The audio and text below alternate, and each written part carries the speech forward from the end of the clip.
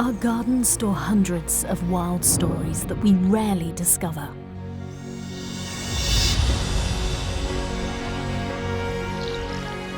Great dramas about life and death. Stories about standing together or choosing to save oneself. About standing on your own feet. About mastering the impossible, where mistakes can cost dearly and life can change in a second.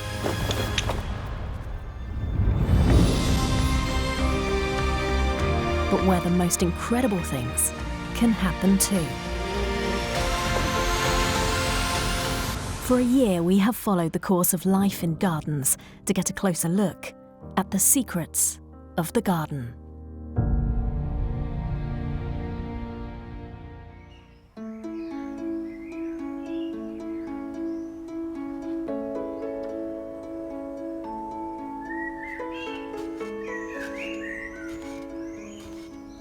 Gardens are an oasis for us humans and the animals.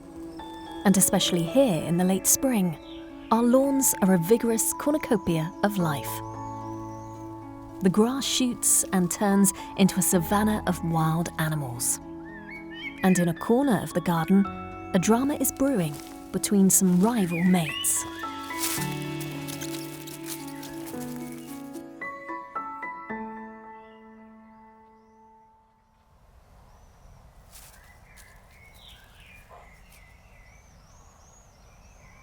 Down at the bottom of the grass floor, a small but older bank vole is guarding like a predator over its territory. Although he weighs less than 40 grams, he can take pride in being the head of a huge family, with his very own harem.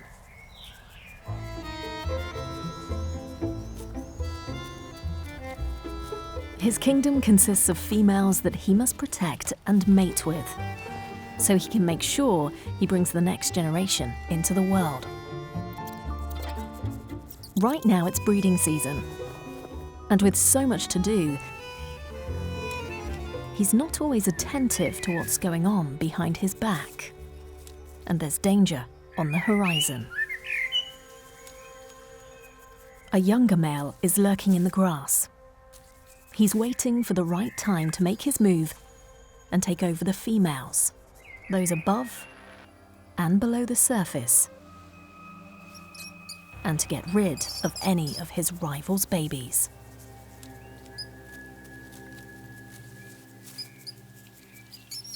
A young bank vole has become a mother. 5 little siblings have just entered the world. They each weigh as little as 2 grams, the same as a sugar cube. They are not yet fully developed. The mother actually gives birth to them prematurely, so she doesn't have to carry them around as they grow larger in size.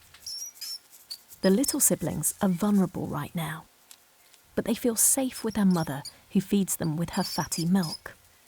She is their guard against the threats from the outside world, for it is crucial to protect the next generation. And now the babies are in danger. In nature, nothing must be wasted, and this mother will go so far as to eat her own babies if she feels a threat from the outside. Otherwise, her enemies will, even if the enemy is another bank vole. So if the defenseless babies are to survive, they have to rely on their old father's abilities to keep the strong younger males away from the mouse hole.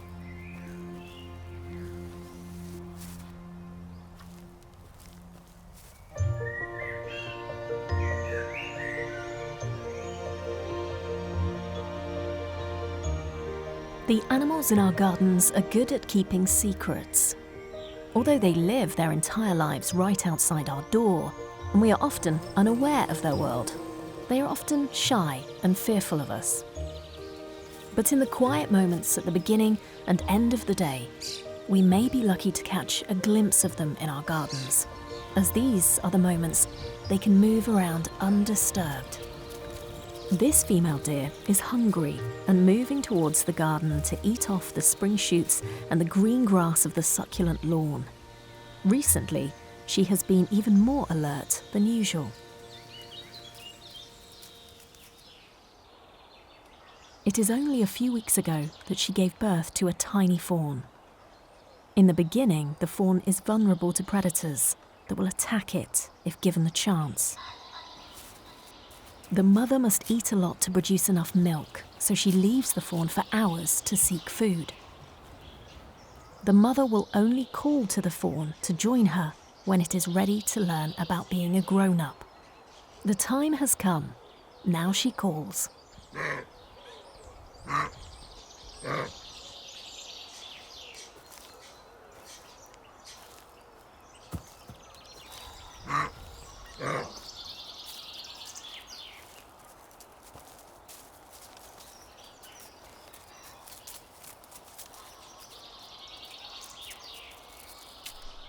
She cuddles her little fawn to make the bond between them stronger.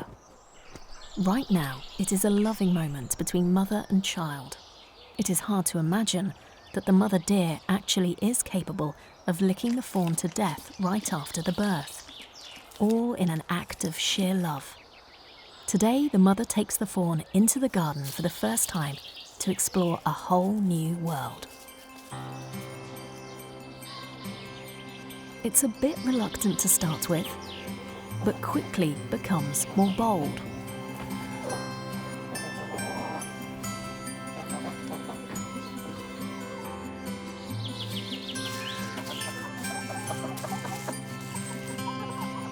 Like many baby animals, the fawn is playful and curious.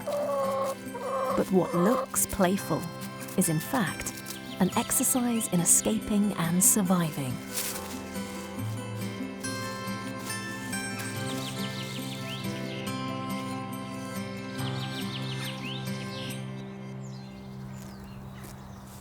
The grass in our spring lawns is tempting and nourishes many of the animals that live in the gardens. But the mother has picked up a deadly parasite in its search for food. A small, microscopic flatworm. It's not visible to the naked eye, but can do great harm to the animals. It can multiply in the liver and turn into thousands of other parasites, which can be fatal to their host. It spreads through the animal's stool and can then move on to the next animal that comes into contact with it.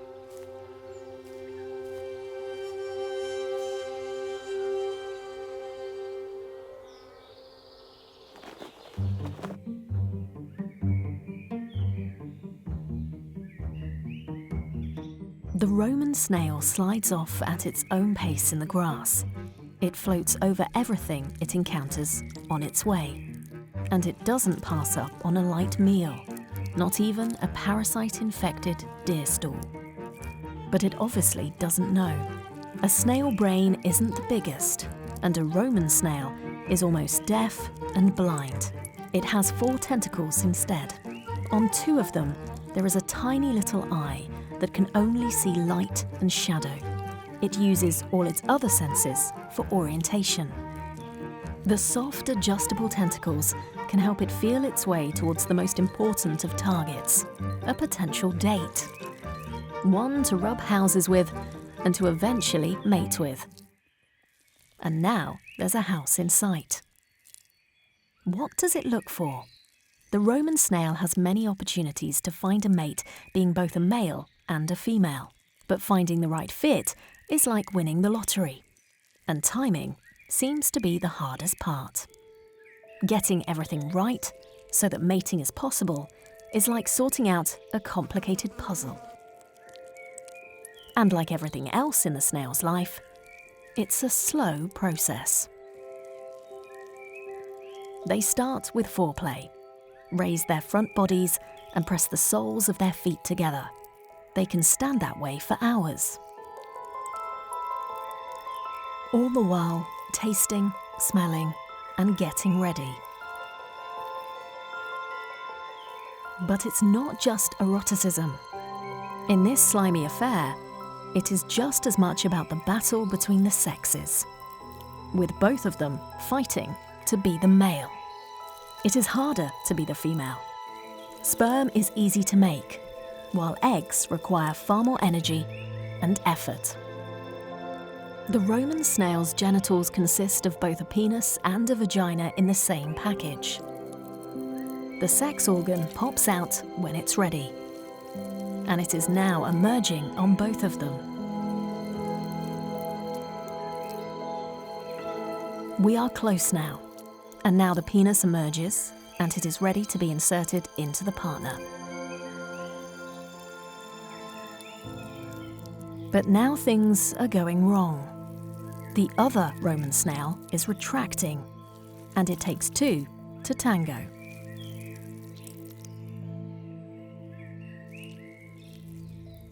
In the wake of this disappointing ending, the Roman snail does not only leave a snail trail, but also a tiny, invisible parasite.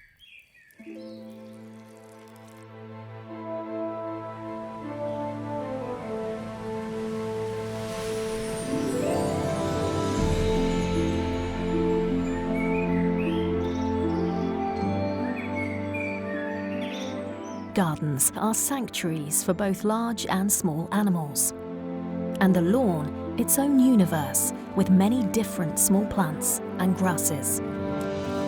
Here, life-giving flowers tower up and nourish a host of insects. And if you are lucky and linger for a while, little miracles unfold right in front of your eyes.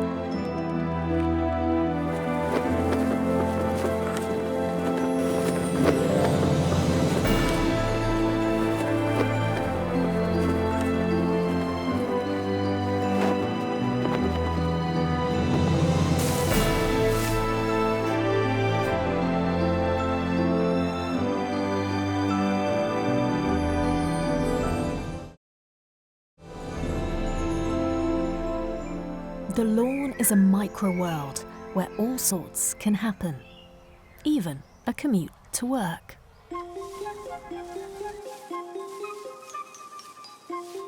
It's rush hour on the ant highway, and the black garden ants are zigzagging back and forth from the cracks in the garden tiles.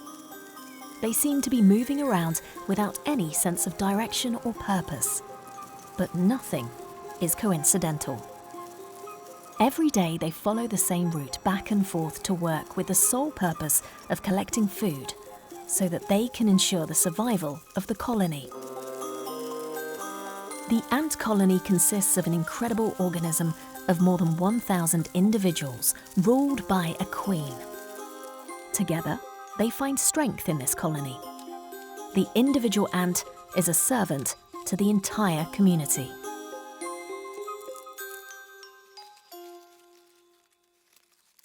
This is a female ant. She's a working ant and is barren. Along with her siblings, she's in the process of moving a leaf that is blocking the entrance. She's strong and can lift her own weight several hundred times.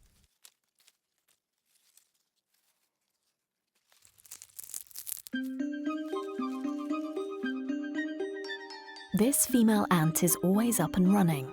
There is no such thing as work-related stress. When the female ant goes to work, she follows the scent the other ants leave along the highway.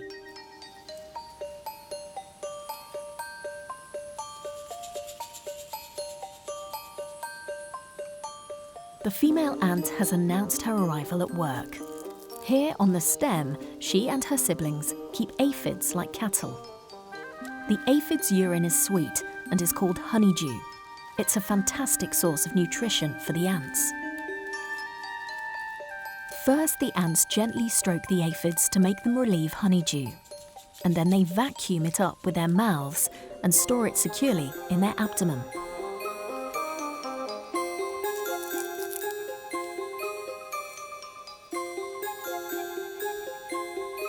The ants work like this day in and day out, moving from plant to plant in search of the sweet and precious honeydew.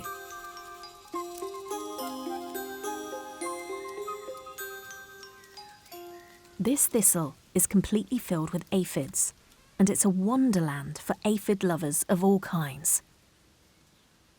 Also for the ladybird. It's hard to imagine that this sweet and adorable insect of the garden is a monster in disguise that doesn't settle for the sweet honeydew, but in a short time can devour this entire colony of aphids. The ladybird is a serious threat to both the aphids and the ant colony.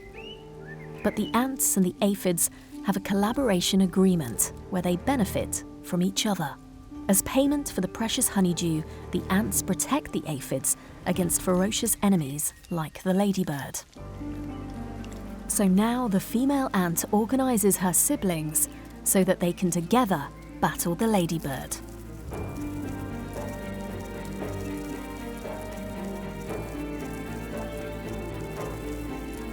The ants try to overpower the ladybird.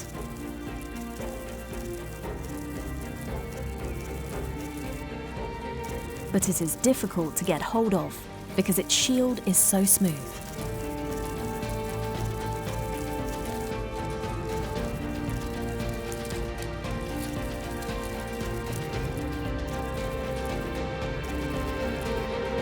The female ant has a good hold on the leg. And as a defense, the ladybird secretes a foul yellow fluid from its joints. But the ants also can retaliate with chemical weapons of their own.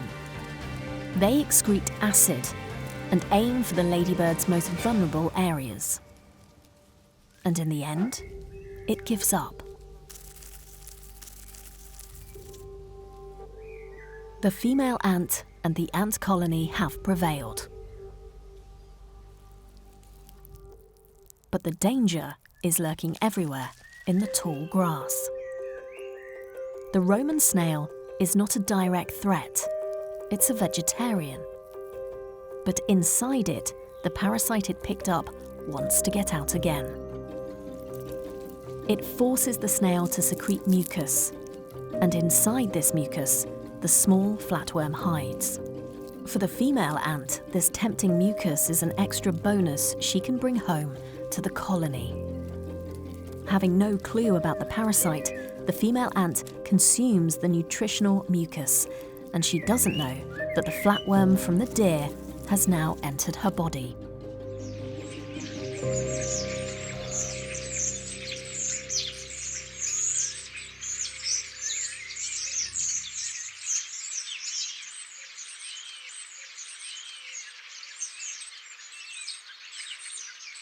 High above the lawn, formations of birds float around in the sky. The starling's arrival is a clear sign of spring.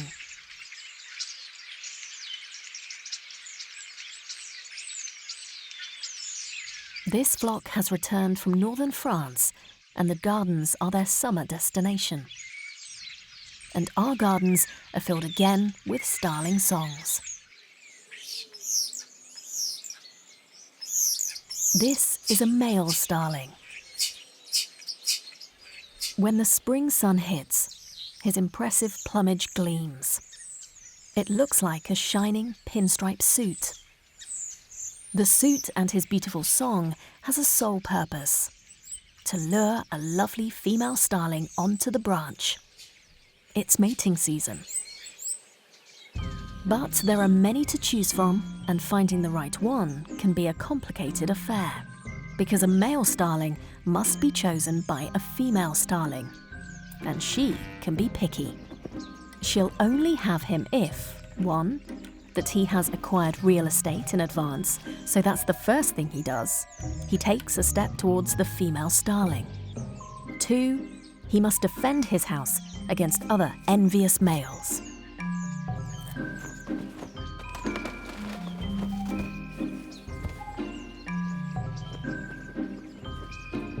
Take that, male neighbour.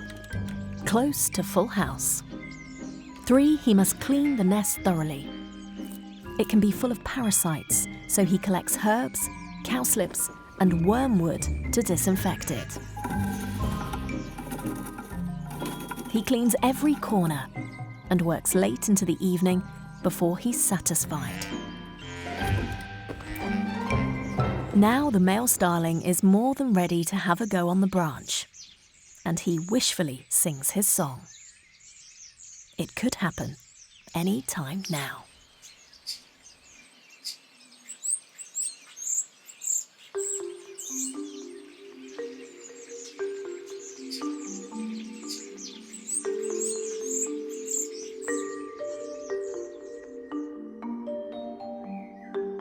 While the starling whistles his last song, there's movement in the bushes.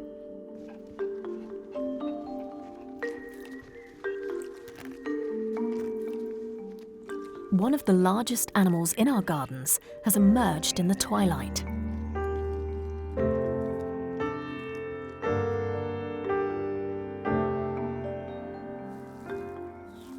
The fox has got used to us humans and has virtually no enemies. Our life in and around the garden is his pantry.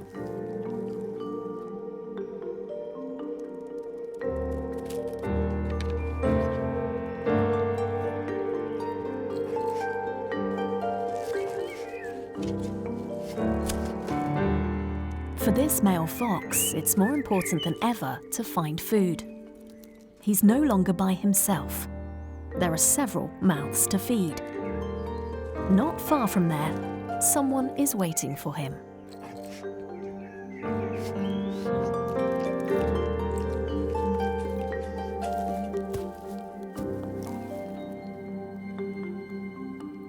The male fox now has a family. The cubs are hungry, waiting for what their father can provide.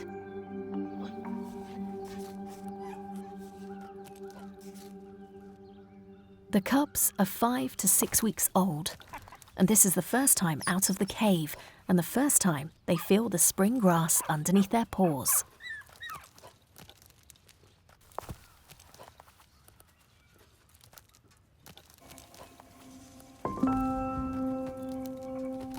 They are carefree and playing, without ever having to worry about hunting. And they should enjoy it while they can. Soon adulthood will arrive and all the obligations that come with it.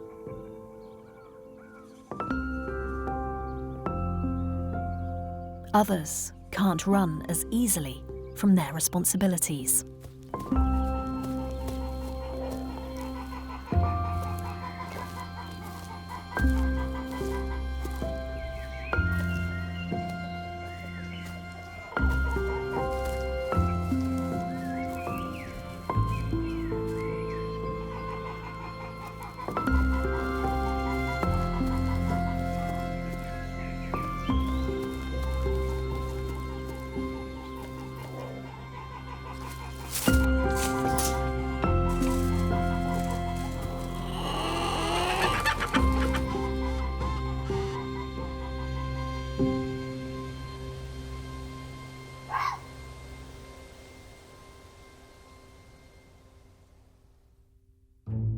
It's the big day.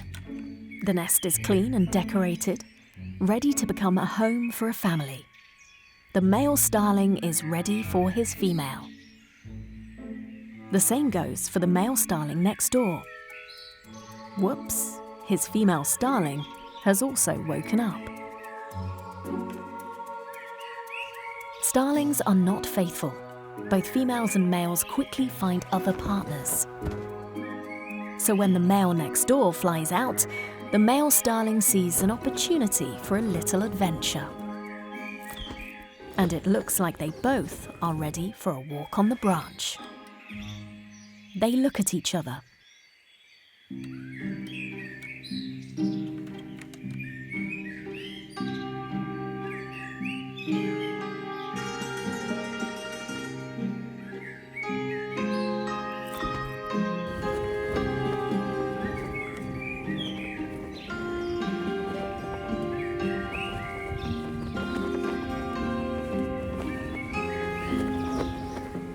A male can have up to 3 females at the same time. But female starlings are also promiscuous and are happy to take advantage of the situation if it arises.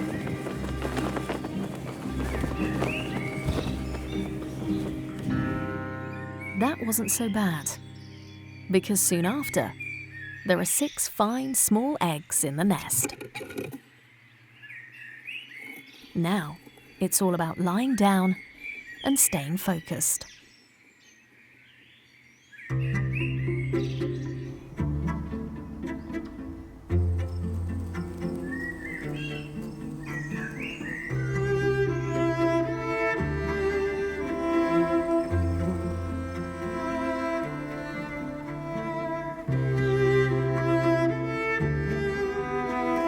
Right down in the bottom of the grass is another frisky male, and he's pretty busy trying to catch a female in his net.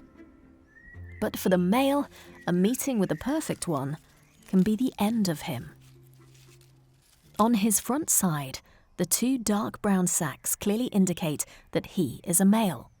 These are his mating organs. They are stuffed with semen, and he is ready to expel it. The nursery web spider male has all his 8 eyes stiffly aimed at a lovely sunbathing female.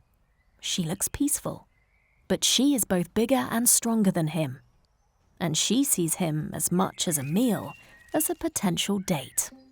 If he isn't careful, he'll be eaten. But he knows what to do. He might be able to cure her moodiness if he gives her a present.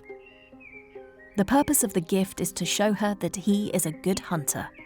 And at the same time, it's difficult to kill your partner when your mouth is full. He makes an effort to wrap the gift neatly in a fine silk web. The better it's wrapped, the greater the chance of survival. Because it's while she's unpacking, he can sneak up on her to mate.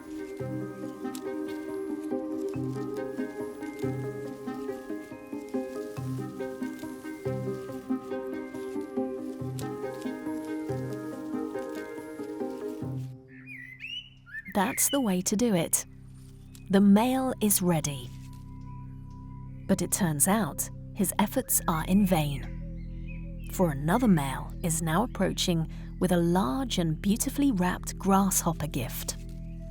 For the female spider, it all depends on the size of the gift.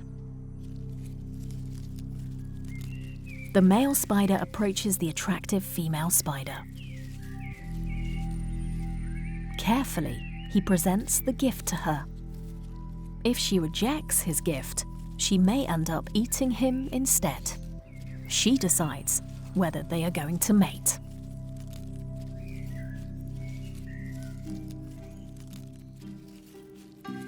She accepts the gift, but quickly tries to escape without giving anything in return. He stubbornly persists and plays dead. It's now or never.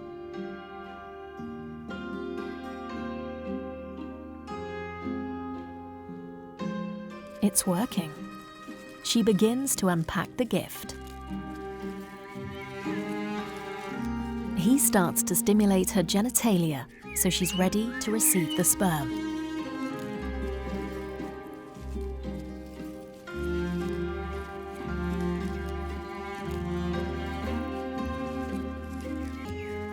And after a little rough and tumble, it succeeds. He has handed his contribution to the next generation of nursery web spiders. And the male survived. Now, she wants peace and quiet to enjoy her gift. Soon, she will be ready to send hundreds of spider babies out into the world if she can withstand the other dangers of the lawn.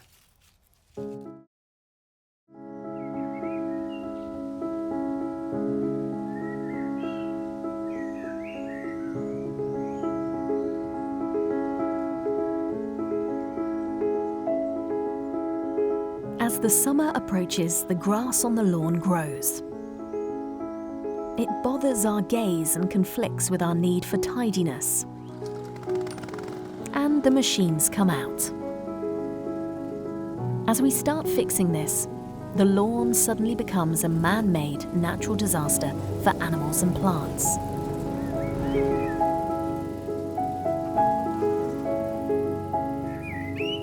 The grass is under attack when we mow it, and it behaves that way. For what it is to us a lovely scent of freshly mowed lawn is in fact the grass's way of crying for help and warning other grasses that there is a lawnmower on the way. They start their chemical defense.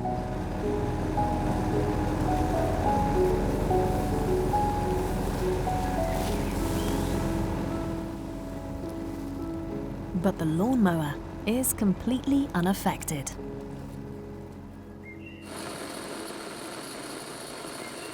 And when we make the final touch on our work, the world of the garden views this as a completely uncontrollable fire. The flames consume everything in its path. This can be deadly if you are only 3 millimeters long. Now the wounded ant has called for help.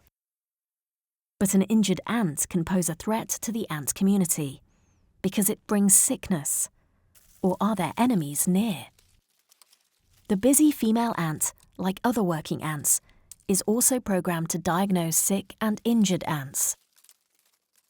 She examines her sister to see if there's a risk of infection if she takes her home to recover. Although ants can self-medicate by seeking out the right plants, they are very cautious when it comes to disease. If it spreads to the colony, it will be a disaster. In this case, she decides there is nothing she can do. So she continues on the ant highway to work on today's assignment. But all is not right. The parasite that migrated from animal to animal has ended up inside her and is now doing its job. Her brain is under attack. She staggers at the foot of the axis,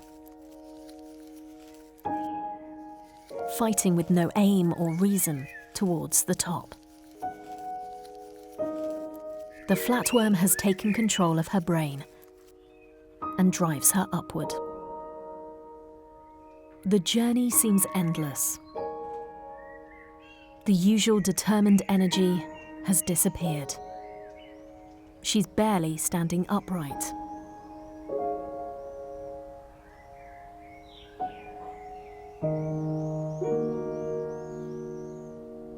She's like a zombie and ends her days at the tip of the axis away from the colony and community.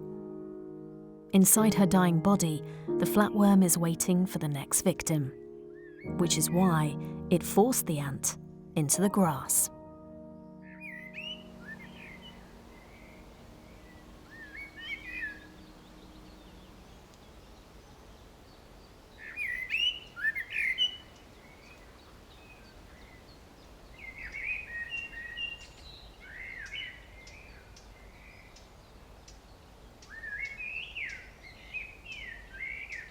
Three weeks ago, the female spider mated with the cunning and generous male, and she is almost unrecognizable.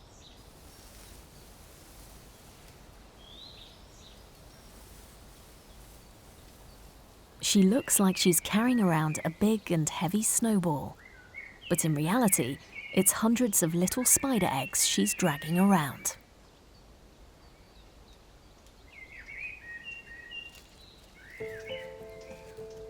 She has embarked on a dangerous journey across the lawn, but finding a safe place to create a web for her future tiny spider babies is crucial to her. It's maddening work that sometimes requires a rest.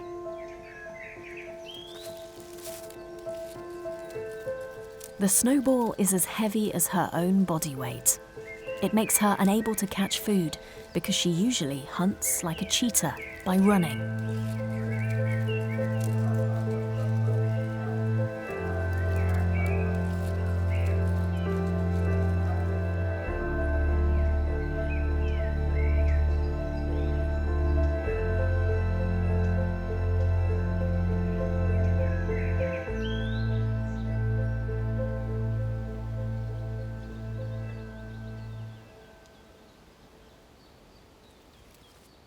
She's managed it, and in just a few hours, she's created a so-called breastfeeding spiderweb.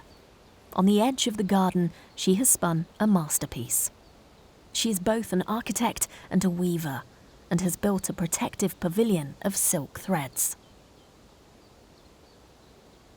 Each thread is thinner than a human hair, but stronger than steel. Altogether, they are well over 100 meters. For the next 14 days, she'll zealously guard her eggs without eating anything until they hatch. Now, it's just a waiting game.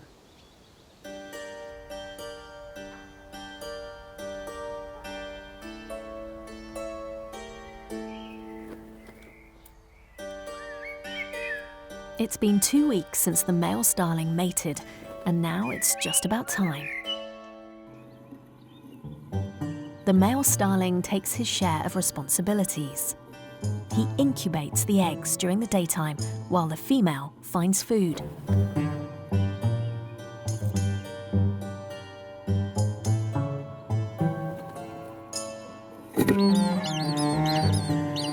Six little naked and very hungry chicks have come into the world, and now the hard work as new parents begins. The chicks are blind and defenseless. They must be fed constantly. Every chick needs at least 50 larvae a day, so the new starling parents are under massive pressure.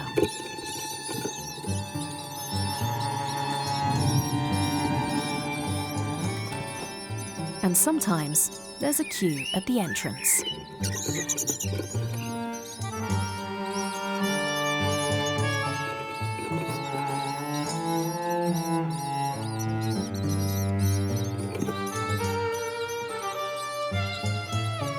And what goes in must come out. The male empties the diaper bin several times daily.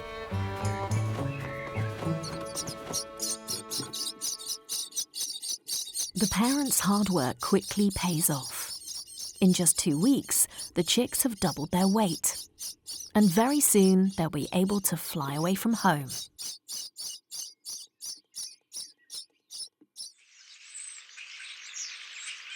The fathers want to help with the feeding, but they don't want to sleep with the rest of the family. Instead, the guys meet and sleep together in big trees.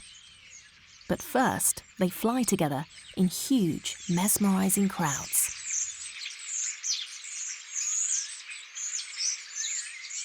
They move in large dancing formations, as if they were controlled by the same brain and thought.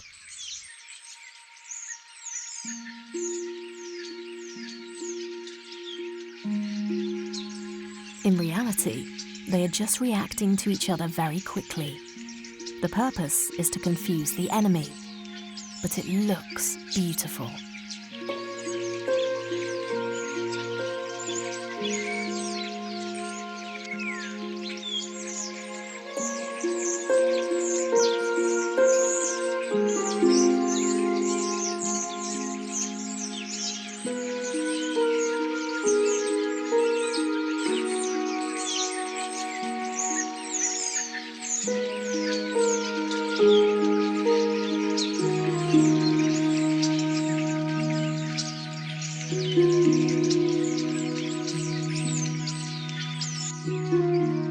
Eventually, they return to the gardens.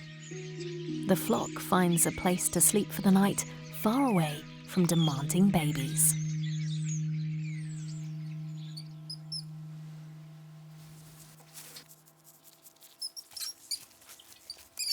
In the mouse nest down under the lawn, it's also busy. The young bank vole siblings are now 10 days old. They have produced fur, and the mother mouse's fatty milk has given the group a lot of energy. They are competing for the chance to suckle her milk. They instinctively know that their future lives depend on their own strength.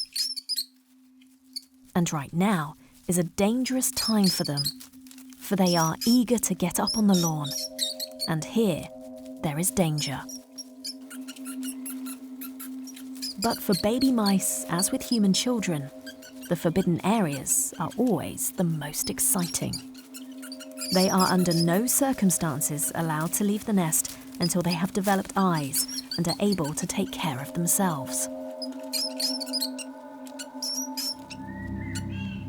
Up on the surface of the lawn, it's frighteningly quiet.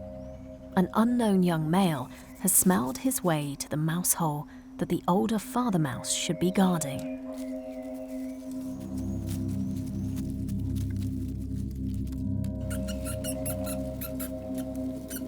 The mother mouse senses danger.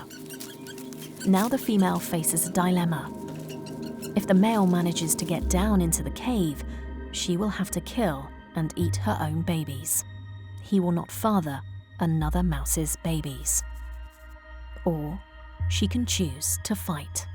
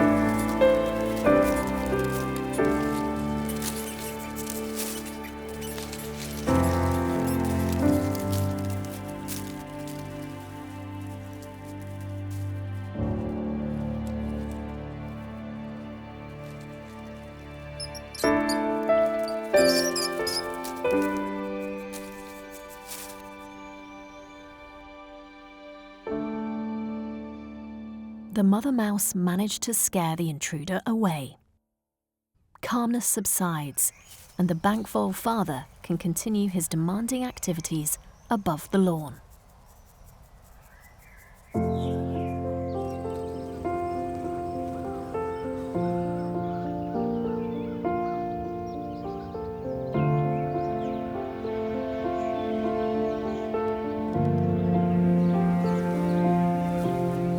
The little fox cubs are now 7 weeks old, and while the mother fox keeps a watchful eye on the lively flock, they now dare to move further away from the cave. At this moment, it's mostly fun and games, but they are also training to become good hunters. This is an early practice towards a real fox jump.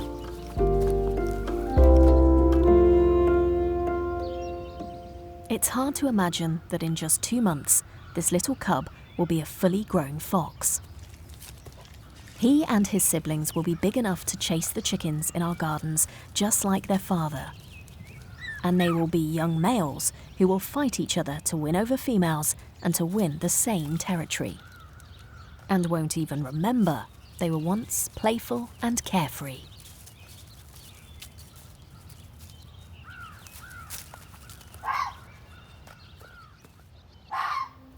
But when the mother fox calls, the pups still listen carefully. Freedom is fantastic, but the pups still immediately obey when mum calls.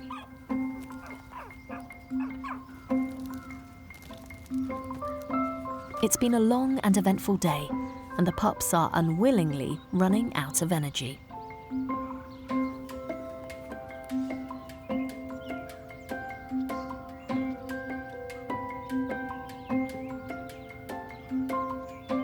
But in the end, even the most stubborn must surrender to sleep.